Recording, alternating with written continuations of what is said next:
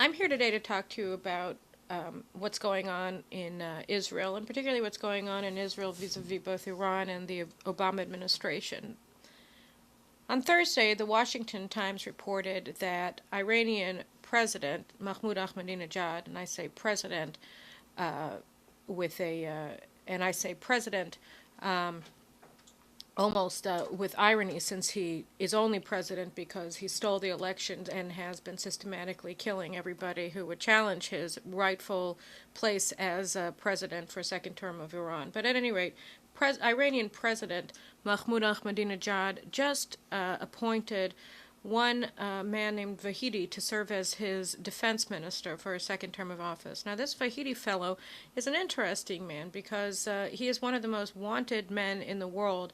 Interpol has him on their top 10 list of wanted individuals because he was apparently the mastermind of the 1994 bombing of the Jewish Community Center in Buenos Aires, the Amia Center, in which 92 people were murdered. He's also suspected of involvement in the 1996 attack against the U.S. Air Force barracks at Khobar Towers in Saudi Arabia. Now, it's interesting that Ahmadinejad has just appointed Vahidi to be his defense minister because really what it shows is that anybody who thinks that it's possible to cut a deal on Iran's nuclear weapons program, or on anything else for that matter, with the mullahocracy in Tehran is downright nuts. What Ahmadinejad is signaling very clearly with this appointment is that he is not going to play ball with either the Obama administration or with the European Union or with the Arabs or with anybody else for that matter. He is moving forward with pushing Iran to being something perhaps even more radical than a state that is ruled by mullahs. It is a state that is being ruled by the Revolutionary Guard Corps of Iran, of which Vahidi was once a commander of the most lethal Quds force, or Jerusalem force, that has been behind most of the violence in Iraq. At any rate, what's interesting about Vahidi's appointment is that it shows just how dangerous Iran is today, that in a way, the stolen June 12th elections have pushed Iran into an even more radical trajectory than it was on from 1979 with the Islamic Revolution until the last elections on June 12th.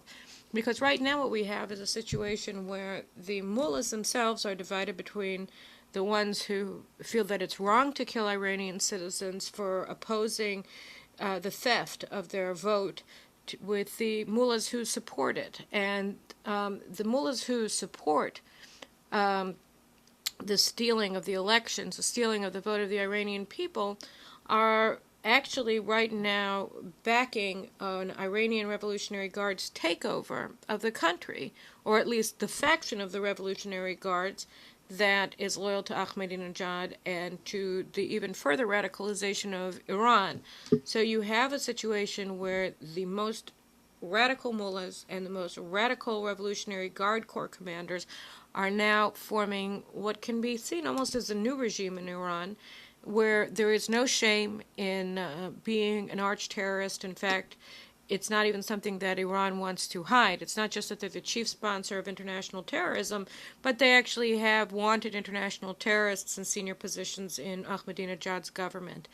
And so that's one aspect of Vahidi's appointment that's important. And the other aspect, again, is going back to the Obama administration and its relationship with Israel, because we see that since Barack Obama came into office in January, members of his administration, perhaps most prominently his chief of staff at the White House, Rahm Emanuel, but others as well, his Middle East envoy, George Mitchell, have claimed that the key to moderating Iran, or to convincing Iran to cut a deal with Washington that will somehow or another convince the mullahs and presumably the Revolutionary Guards not to develop nuclear weapons, is by bringing Israel to heel, is by specifically telling Israel that Jews are not allowed to live in Judea and Samaria, or what is referred to in the West as the West Bank of the Jordan River.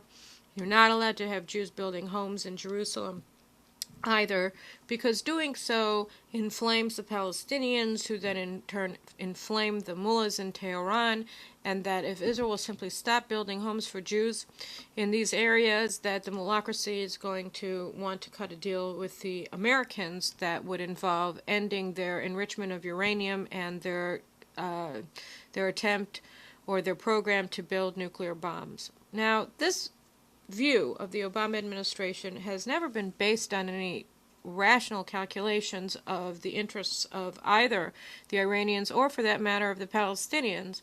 The Palestinians, we saw just 2 weeks ago when they had the Fatah conclave, the meeting of the Fatah Central Committee for the first time in 20 years in Bethlehem, that the Palestinian leadership of the moderate so-called Fatah movement has absolutely no interest in whether Jews add an extension to their home in Jerusalem or in Ma'ale Adumim or in Hebron or Shiloh.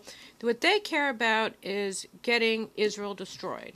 That was the gist of the Fatah conclave in Bethlehem, where they passed resolutions that embraced the notion of continued terror war against Israel, where they said that negotiating peace with Israel is just one among many tactics for destroying Israel, and where they said that all Jews have to be ethnically cleansed from their homes in Jerusalem and Judea and Samaria and other areas of the country before they will even have negotiations with Israel, where they said, the supposedly moderate Fatah leaders, that as a precondition for negotiating with them, Israel first has to release over 10,000 convicted terrorist murderers and enablers from its prisons.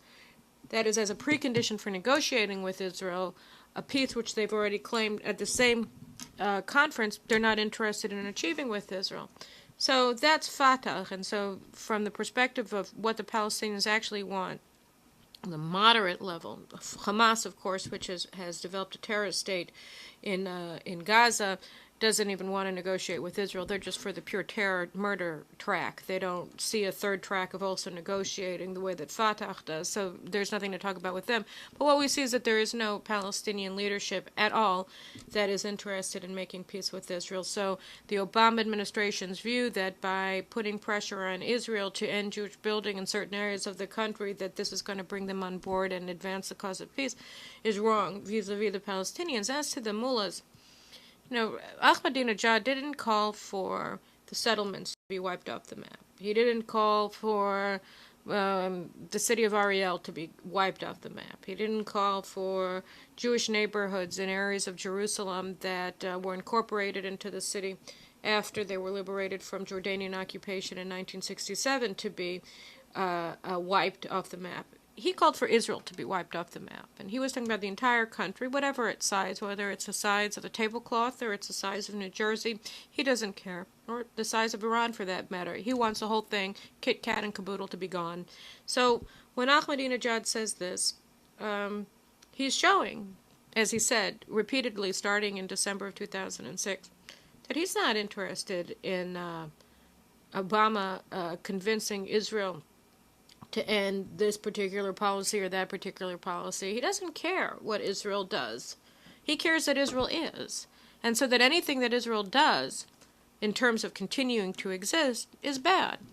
And it's not interesting. And what Vahidi's appointment shows is that the radical trajectory that Iran has always been on since the revolution has now just been sped up, that they don't care whether Israel is one size or another, what Israel does or does not do. Their aim of achieving a world without Israel, and by the way, a world without America, is something that they're going to achieve because they believe that that's what God wills them to do, and because they like killing Jews and Americans, as we see by Vahidi's appointment as defense minister in Ahmadinejad's government. There is no deal that you can cut with these people because they're not interested in cutting a deal. They're interested in maintaining and expanding their war against the Jews and expanding their war against the great Satan, the United States of America. And that's all.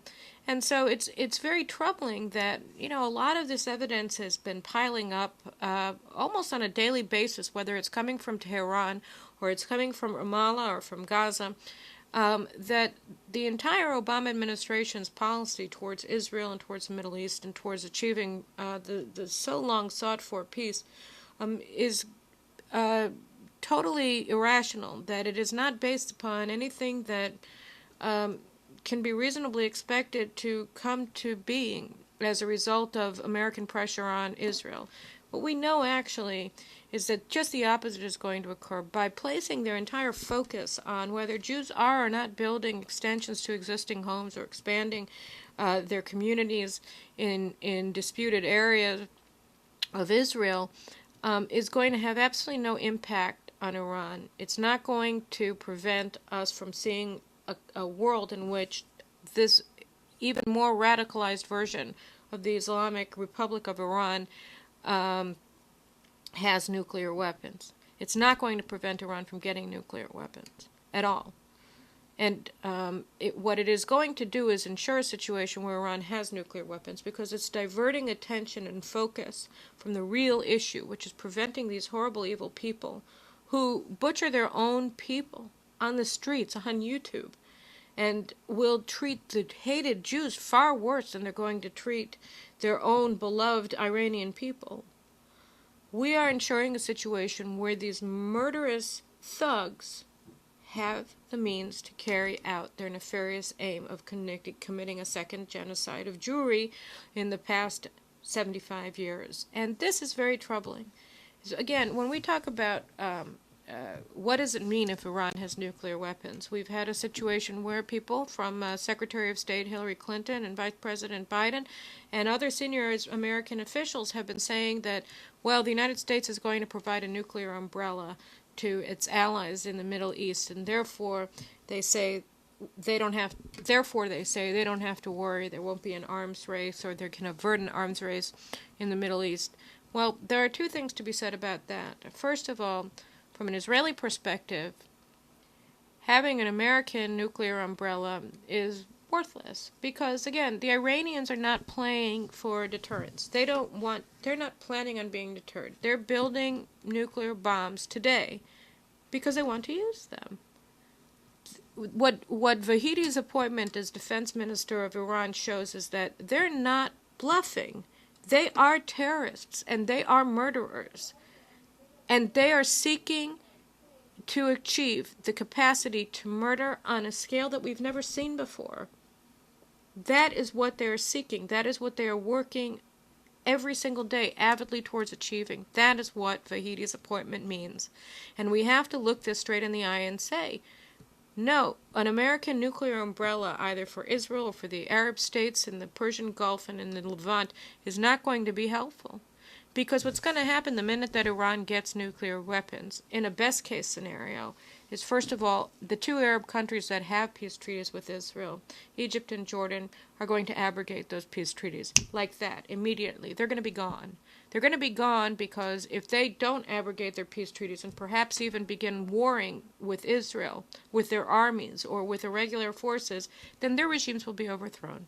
Why? Because they are sitting they're all within Iranian missile range, and they can be overthrown in a heartbeat. Either that, or they will be overthrown. At any rate, you're going to have chronic war. Lebanon, which has been teetering on the edge of becoming an Iranian colony for the past 20 years since Hezbollah was established in 1982, or 27 years, will become an Iranian protectorate. They will become another Iranian state. Syria is already essentially Iranian colony, and it's going to become even more aggressive towards Israel. And the Saudis, of course, won't be able to do anything, neither will any of the Persian Gulf states, who have never really fought to begin with. So you have a situation where you are guaranteed, at a minimum, chronic, continuous war against Israel and against any U.S. forces that the United States doesn't pull out immediately from the Middle East, as the Iranian mullahs have been demanding since 1979. You're going to see an end to the U.S. presence in Afghanistan, an end to the American presence in Iraq. Iraq will become an Iranian protectorate after all that the American military has done. It will turn into an Iranian colony overnight. Why? Because everybody is going to have the sword of Damocles at their throats, threatening them with a nuclear genocide. That's the best case scenario if Iran gets nuclear weapons, because we know the nature of this regime. They tell it to us every day with more and more explicit messages. Vahidi is just the last of a long train of messages. We look at the way they treat their own people who they claim to care about. They murder them on the streets. They rape them in prisons. What do we think they're going to do to their enemies? We know what they're going to do to their enemies, again, because they tell us every single day that what they seek is a war without Israel, a world without Israel, a world without the United States. What do they mean? They mean what they say, which is why they're developing the capacity to do what they seek to do. And this is why that they have to be stopped. And so if we just go back for a second to where I started from, I said I wanted to talk about the United States, about Israel, and about Iran. And we see that what the Obama administration is doing with their Middle East policy, with their attempt to treat with genocidal dictators, whether it's Kim Jong-il in North Korea, who's committing genocide essentially against his own people, and working avidly with the Iranians and the Syrians to develop and proliferate nuclear weapons in the Middle East, whether it's Ahmadinejad and Khamenei, the so-called supreme leader, the supreme dictator of Iran, that the Obama administration so wishes to treat with today, or with Syrian president and Iranian lackey Bashar Assad, who the United States is reinstating full diplomatic relations with today, we see that the administration is looking at the entire situation backwards. It is not something that Israel can do to fix. Israel can't change its behavior. It can't expel hundreds of thousands of Jews from their homes and transfer them to their Arab enemies, and presto, you have Middle East peace. It has nothing to do with Israel. What it has to do is with murderous regimes that wish to commit genocide of Jewry, wish to dominate the world in the name of their view, their twisted view of religion. And they're the ones who have to be stopped. So when we look at what's happening today, when we see, again, every day there's another story, Vahidi's recent appointment to be the defense minister in Ahmadinejad's second government, which itself is completely illegitimate because it's based upon stealing an election in June. We understand that so much of the focus of American policymaking in the Middle East today is ill-placed. So much of what they're trying to accomplish is impossible to accomplish because it's based upon a completely incorrect view of the issues at hand. And for Israel to engage with the Obama White House on this level of irrationality and irrelevance is counterproductive both for the United States and for Israel and for the security of the world, because every minute that we spend trying to appease the likes of Fatah or the likes of Hamas or the likes of Ahmadinejad is a minute wasted. Because these people tell us every single day by word and by deed that they're not interested in being appeased. What they're interested in is victory against us. The faster we change our focus, the faster we focus on preventing Iran from acquiring nuclear weapons by any means necessary, including military force, including bombing their nuclear installations in Natanz, in Iraq and elsewhere, the faster we begin to move the region towards a peaceable future. The longer we wait, the more we do to ensure that war will be the plight not only of the Middle East, but I dare say of the world at large for the foreseeable future and into the lives and adulthood of our children. The faster we refocus our attention on the issues at hand and take care of them,